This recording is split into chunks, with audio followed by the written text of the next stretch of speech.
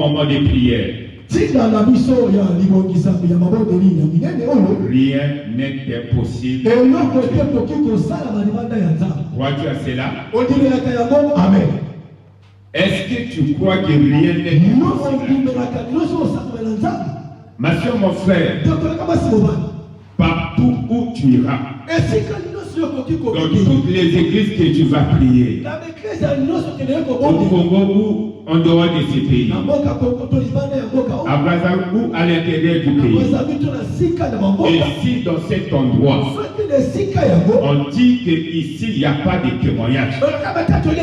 On ne témoigne pas ici. Sors dans cette église-là. Parce que là où est Jésus-Christ, pourquoi on ne peut pas voir le miracle?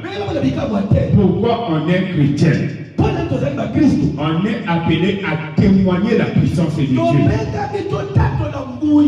Que le monde sache que Dieu existe. Aujourd'hui, tout le monde voit les œuvres du diable. Les gens voient comment les occultistes sont en train de prospérer. Mais est-ce qu'il n'est pas temps maintenant là que le chrétien prouve au monde que nous avons Dieu bon, puissant et redoutable? Est-ce qu'on ne peut pas croire des choses comme ça? Alléluia. Amen. Notre intention, c'est rien n'est impossible à Dieu. Mais si Dieu n'arrive pas à faire certaines choses, s'il y a des choses difficiles à Dieu, et si Dieu devient incapable de résoudre des problèmes, c'est qu'il n'est plus Dieu. Il n'est plus Dieu. Il devient un homme vulgaire comme moi et toi. Ça veut dire qu'il a des limites. Mais ce qui fait que Dieu soit Dieu, lorsqu'il prouve, il démontre que là où l'homme n'arrive pas, il le réalise. Il fait de grandes choses. Et quand cela dépasse l'entendement humain, lorsque l'homme n'arrive pas à expliquer cela, c'est ce qu'on appelle miracle. Parce qu'on ne peut pas expliquer le miracle. Quand je te dis, voici les miracles qui accompagneront ceux qui auront cru. Mais tu as cru au Seigneur. Où sont les miracles qui t'accompagnent?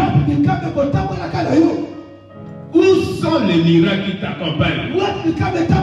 Qu'est-ce qui prouve que tu es enfant de Dieu? Si la main de Dieu n'est pas sur toi, s'il n'y a pas une différence entre ta vie et la vie de tes frères et des sœurs, s'il n'y a pas cette différence-là entre toi et ta famille, tu vis la même chose que tes parents. Tu traverses les mêmes moments difficiles que tes parents. Comment vas-tu prouver aux gens que tu as rencontré le Seigneur? Parce qu'il a dit, vous verrez des nouveaux. La différence entre celui qui sert Dieu et celui qui ne le sert pas. Entre le juste et le méchant. Mais tu te dis juste que tu sers, tu pries Dieu, le véritable. Et tu vis la même chose que les païens qui sont dans ta famille. Tu ne l'as pas encore rencontré. Pourquoi? Parce que tu n'as pas encore manifesté ta confiance vis-à-vis de lui. Soumets tes problèmes à l'Éternel. Crois en lui. Et il agira. Dans cette intention, dans ce thème, nous allons voir un miracle qui s'est produit à travers notre Seigneur Jésus. La Bible dit Jésus, comme d'habitude, il s'est ouvert auprès cette fois-ci des lacs de Jérusalem. Et la foule est ouverte pour écouter la parole de Dieu. Et il amène la foule au bord du fleuve. Et au bord de ce fleuve, il va avoir des vivants. Au bord du fleuve. Et le péché qui s'y trouvait était en train de laver le filet pour sortir. Ils ont péché toute la nuit sans rien prendre. Désespérés. Et ils se sont dit c'est fini. On retourne à la maison prédit. Mais subitement, il voit un homme descendre vers le port. Avec une grande foule derrière lui. Cet homme arrive. Dès qu'il arrive, la Bible dit lorsqu'il arrive, il va indexer la pirogue des pierres. Il monta dans l'une de ses bagues qui était à Simon. Et il pria de s'éloigner un peu des pierres. Puis il s'assit. Et de là-bas, il enseignait la foule. Et je leur ai dit ce soir, la pirogue que Dieu a indexée ce soir pour s'y monter, c'est toi. C'est toi que je dis. C'est ton corps que le Seigneur a choisi d'y monter, annoncer sa volonté à la foule. Il est monté dans la pirogue des pierres. Il a enseigné. Pierre était là dans la pirogue de Jésus. Parce que Jésus l'a dit, poussez la pirogue là-bas. Pierre avait sa baguette dans la main. Il était en train de guider la pirogue. S'il le voulait amener la pirogue, Pierre ramenait la pirogue. Mais il n'était pas pressé. Pour dire au Seigneur, moi je suis fatigué, j'ai péché toute la nuit, laisse-moi retourner à la maison, retrouver ma femme et les enfants. Il était là derrière le Seigneur. Il a laissé tout le temps au Seigneur d'évangéliser la foule qui était devant lui. Le Seigneur voyait la patience des pierres. Après avoir enseigné, parlé à la foule, le Seigneur lui dit, ramène-moi au bord. Dès qu'il arrive au bord, écoute ce que la Bible dit. Lorsqu'il cessait de parler, il dit à Simon, avance en pleine eau. Lorsqu'il fut cessé de parler, il descend. Maintenant, il se tourne vers lui. Pendant qu'il parlait aux gens, il avait tourné le dos à Pierre. Il parlait à la foule. C'est comme si la situation de Pierre était négligée.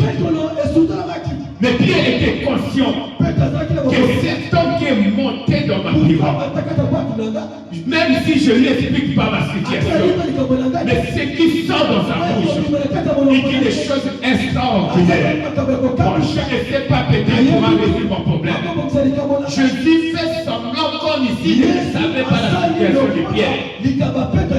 Mais quand il a fini de parler, il sort dans la pirogue. Il regardait d'abord la foule. Il s'est agressé à la foule dans la pirogue de Pierre. Mais dès qu'il sort, il tourne maintenant le dos à la foule. Il regarde Pierre maintenant. Il lui dit quoi? Écoute ce que le Seigneur a dit. Avance en pleine eau. Dieu dit à qui de s'avancer en pleine eau? Je pense que beaucoup ici connaissent les temps de conjugaison. Il y a des choses qui se passent dans ces versets. La première recommandation, je suis dit quoi? Avance en pleine eau. Il s'adresse à qui? Il pointe Pierre lui-même. Avance. Les temps ici, en conjugaison, on appelle ça l'impératif présent. Il donne l'ordre à quelqu'un. Fais ça. Mais donne l'ordre à Pierre. Pourquoi Pierre avance en pleine eau? Deuxième ordre. Écoute. Et plutôt il s'adressait à Pierre. Avance en pleine eau. Écoute, deuxième ordre. Et jetez vos filets pour pêcher. Avance en pleine eau. Et jetez. Normalement il a dit avance en pleine eau. Et jette. Ça veut dire quoi? Pierre, ce n'est que toi qui peux amener ce miracle. Si tu acceptes d'avancer, de déployer ta puissance, ta force, de ramener encore cette qui en plein eau. Maintenant, tu vas prendre, tu vas demander à tout le monde que le fait que moi, Pierre, j'ai amené la plus en plein eau, alors, qui est à côté de moi, j'étends maintenant les filets. Est-ce qu'on peut gagner? Le miracle ne peut venir que d'un seul homme. Si tu avances en pleine eau, ce qui est possible dans la famille, ce qui ne marche pas dans la famille, ta foi qui s'est déplacée, ta foi qui allait à la profondeur, ta foi qui s'est démarquée des autres, parce que tu es allé loin, tu peux à travers ta foi. Dis à tout le monde, le est arrivé. On peut espérer maintenant les miracles. Essayons cette fois-ci. Jetons les filets. Ma foi me dit, Dieu est au milieu de nous. Agissons maintenant. Quand le Seigneur lui a dit ça, Pierre lui répondit, mais nous avons travaillé toute la nuit sans rien prendre. Mais sur ta parole, je jetterai des filets. Et pourtant, je sais que quoi? Vous jetez vos filets. Il a dit non. Ce que tu viens de dire, peut-être les yeux n'ont pas compris. Le fait que j'étais derrière toi, quand tu montais dans ma parole, quand tu parlais, je sais que les autres péchés qui sont tout autour, ils n'ont pas compris ce que tu as dit. Parce que tu n'es pas monté dans les pirogues. Tu as monté dans ma pirogue. J'ai senti ce que tu as dégagé. Tu nous as donné à nous tout déchirer. Mais Seigneur, j'ai péché toute la nuit. Sans rien. Et sur ta parole, moi, je jetterai le filet. Est-ce que quelqu'un c'est toi est prêt de jeter son filet? Alléluia. Est-ce que quelqu'un ce soir est prêt à jeter son filet? Tirons 17 ans, 10 ans, 5 ans, 2 ans, 11 mois déjà, de 2024.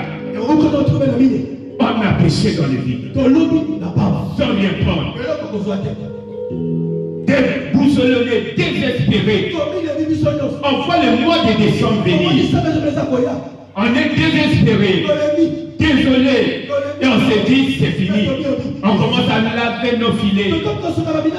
Oh Dieu, on termine l'année comme on l'avait commencé. Mais Dieu amène ses programmes. Et il dit quoi? Rien n'est possible à Dieu. Si vous avez péché, vous avez fait des retraites, vous avez fait des séminaires, vous avez tenu beaucoup de programmes dans cette église, des années, et cette année, vous l'avez déjà tenu 10 fois. Mais je vous dis, pour la 11e fois de ce mois de novembre, moi Dieu, je vous dis, cette fois-ci, jetez vos filets. Ayez voir ces programmes. Ouvrez vos cœurs à ces programmes. Donnez vos cœurs à ces programmes. Rien n'est possible à Dieu. Même si tout le monde ne va pas croire. Mais Pierre dit, moi, je jetterai les filets. Au moment où Jésus a dit, jetez vos filets, Tu as dit non, je crois que les autres n'ont pas compris. Mais moi j'ai compris. C'est que tu es. Je jeterai le filet romain. Est-ce qu'il y a quelqu'un ici qui ne voit pas sa gauche ni à sa droite, mais qui a la foi que personnellement, je vais croire ce programme, je vais me donner à ce programme, je vais me confier à ce programme, parce que je verrai l'année de Dieu. Alléluia. La Bible dit, ne pensez plus aux événements passés et ne considère plus ce qui est ancien. Car je vais faire de nouvelles choses sur le point d'arriver. Je vais faire de nouvelles choses sur le point d'arriver. Nous sommes sur le point d'arriver. Des hommes, c'est le point d'arriver. Je dis, je vais faire de nouvelles choses. Ne le savez-vous pas? Je vais mettre un chemin dans le désert. Amen. Ça dépend de ta foi.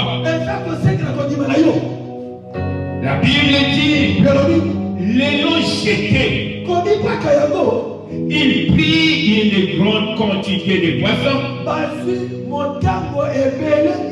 et les filets se rompaient. Il fit signe à leurs compagnons qui étaient dans l'autre bateau de venir les aider. Ils vinrent et ils rompurent les deux bateaux au point qu'elle s'enfonça. Quand il vit cela, Simon Pierre tomba au chevet de Jésus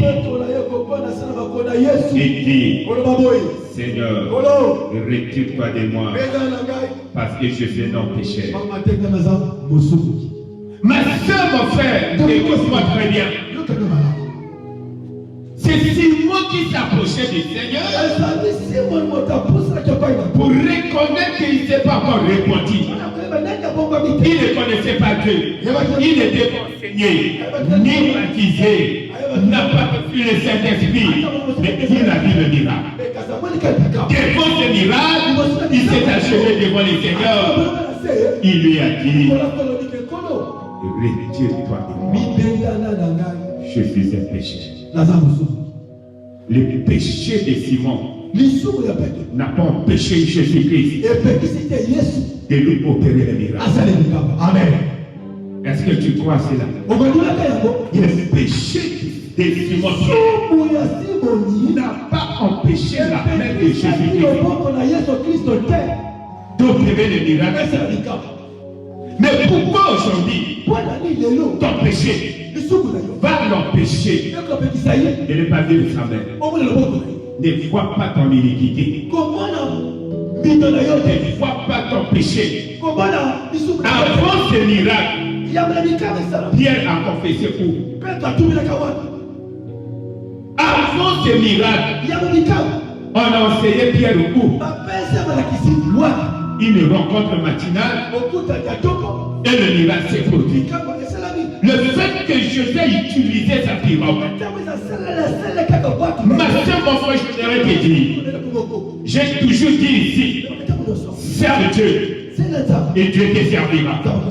Tu as servi Dieu longtemps dans l'évangélisation, dans la modération, dans la chorale, dans l'intercession, dans les partenariats, dans le protocole, dans les femmes pleureuses, avec tes dons. Ici, le temps est arrivé. Dieu a utilisé ton corps. Dieu a utilisé ton argent. Tout ce qui a déployé ça pour l'œuvre de Dieu. Et Jésus s'est glorifié dans ce que tu as fait. Mais le temps est arrivé que le Seigneur sorte dans cette chose. C'est tourné vers toi. Parce que toi aussi tu as des problèmes. Tu lui avais donné ta pirogue pour qu'il monte par péché. La pirogue que tu lui avais donnée, c'est ta jeunesse, c'est ta vie, c'est ton argent, c'est ton courage. Tu as sacrifié tes nuits ici pour venir lui servir. Tu lui as donné beaucoup de choses. Ce qu'il te demandait de faire, tu l'as fait à cause de son nom. Mais le moment est arrivé. Tu as un problème sérieux. Tu n'as pas de poisson, mais tu as la femme enfants à la maison, comment tu vas te retourner? Toute l'année, tu as payé tes dîmes. Tu as répondu au service de l'église. Dans les achats des instruments dans le jeu, tu n'en as pas participé. Le temps est arrivé à la fin de cette année que le Seigneur se tourne et regarde maintenant ta situation. Et regarde maintenant ton problème. Il va descendre dans ta pirogue. Tu lui as servi ta pirogue. Tu lui as donné ta pirogue. Il a utilisé ta pirogue pour annoncer la bonne nouvelle. Il était dans ta pirogue. Mais s'il est sorti dans la pirogue de Pierre et de les détourner vers Pierre pour résoudre le problème de Pierre, le temps aussi est arrivé qu'il sorte dans ta pirogue. Si tu regardes chez toi, si tu regardes chez toi, et s'occupe de ta situation. Pierre a dit, j'ai péché toute la nuit. Je n'ai rien pris, Seigneur. Donc ce matin comme ça, c'est impossible. C'est impossible que je puisse avoir des poissons. Et je lui dis, c'est moi qui te parle. Rien n'est impossible à Dieu. Amène ta pirogue vers le milieu et jetez. Jetez vos filets. Jésus était là au bord du fleuve. La foule derrière lui. Il observait ce que Pierre faisait avec les autres. Il a déployé son filet dans l'eau. En un instant, dès qu'il a commencé à tuer le filet, il n'arrivait pas. Ils ont appelé d'autres barques. Les gens sont venus. Les poissons qui sont entrés dans le filet ont rempli des pirogues. Le pain, la pêche que Pierre n'a jamais fait. La pêche que Pierre n'a jamais fait. Un seul coup de filet. Des pirogues remplies. Que ces histoires, durant ces 4 jours de programme, que Dieu remplisse tes pirogues. Avant de repartir à la maison, tu dois repartir avec beaucoup de miracles. Le temps est arrivé. Nous rentrons dans le mois de décembre. Que Dieu a appelé le mois de moisson. Que Dieu a appelé le mois de la récompense. Le moment est arrivé. Même à l'issue de ce programme, tu n'as rien vu. Mais tout le mois de décembre, c'est le mois de récompense. C'est le mois de récompense. Les choses commencent dès maintenant.